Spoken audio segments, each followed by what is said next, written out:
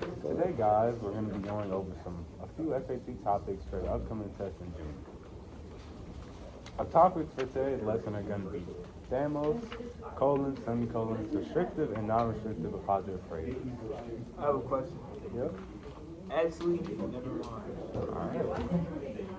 What are colons and semicolons? Some of you may be asking this question. A colon is introduced information set up by the previous clause. It's typically used before a list, example, or an explanation. While on the other hand, a semicolon is used to join related independent clauses together in the same sentence without using a conjunction. Can you re-say that for me, please? I wasn't quite listening. No problem, Chaz. I got you. What part of it do you not really understand? Oh, the whole thing. Alright. A colon is used to introduce information set up by the previous clause. It's typically used before a list, example, or explanation. While on the other hand, a semicolon is used to join related independent clauses together in the same sentence without using a conjunction. So, like, a good example of that is, let's say you have two complete sentences, but you want to join them, right, without using a word such as and or, like, you could use a semicolon. Now, I'm going to explain to more in depth how these actually work. Period, kind of? Yeah. But it like collapses. Yeah. It comes next. Ah, that's so great, T. Now we have a slide that's going to explain how to actually use them in a sentence. We use colons to join together two independent clauses that explain or emphasize a claim or idea from earlier in the first independent clause. We also use colons after an independent clause is followed by a list. Last week, we mainly only used these for complete sentences. Some examples are road construction in Dallas has hindered travel around town. Colon, parts of the Main, 5th, and West Street are closed during construction. So you see, that was how. So it's kind of elaborating the list based on the independent. Yep. Now we're going to go over how to use semicolons. We use semicolons to join together two independent clauses when the second clause restates the first, or if both are equally as important, as well as when we're using conjunctive adverbs or a transition in our sentences. Last, we use semicolons for lists when they already have commas. An example is recent sites of the Olympic Games include Athens, Greece, Salt Lake City, Utah, Sydney, Australia, and Nago, Japan. Alright, now we have colon practice questions. You two are going to read both of them out to me, two sentences right here, and tell me which ones correctly use colons. The famous dessert recipe requires some basic ingredients such as flour, sugar, eggs, milk, and bacon. Now, John, you have the second sentence. The famous dessert recipe required some basic ingredients: flour, sugar, eggs, milk, and baking powder. Now, which sentence out of these do you use colons correctly? Well, I think it's the first one. I think it's the first one as well.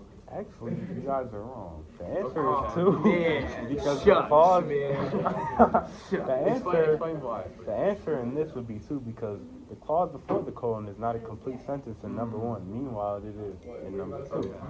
Okay, makes sense. Now we have semicolon practice questions.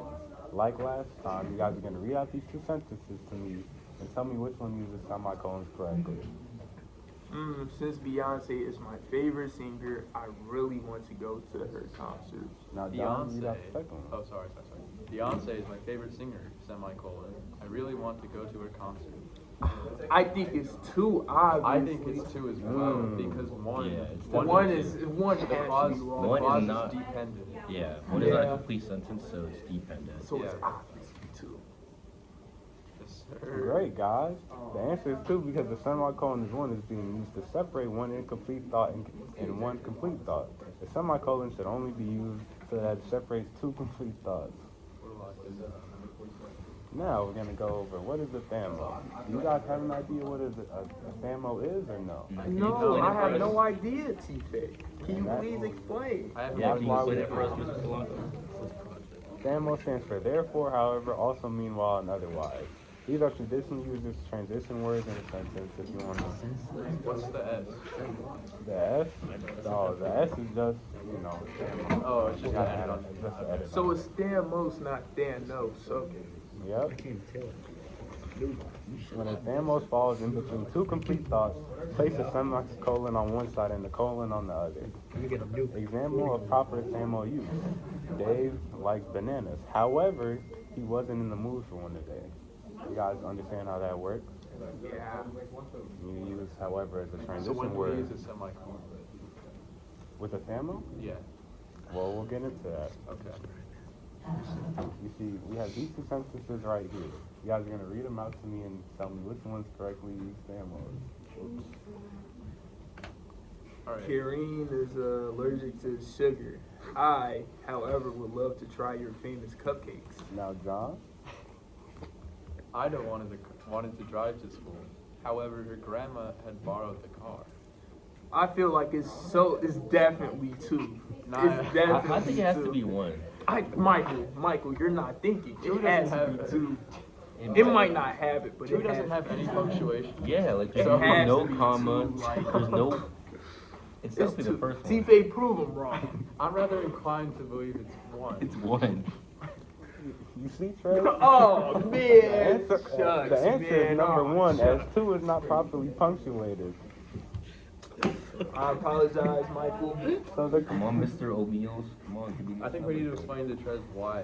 all right. So you see, a semicolon was needed to properly connect the idea with the thamo. So you see, the correct sentence right here. Read it out to me.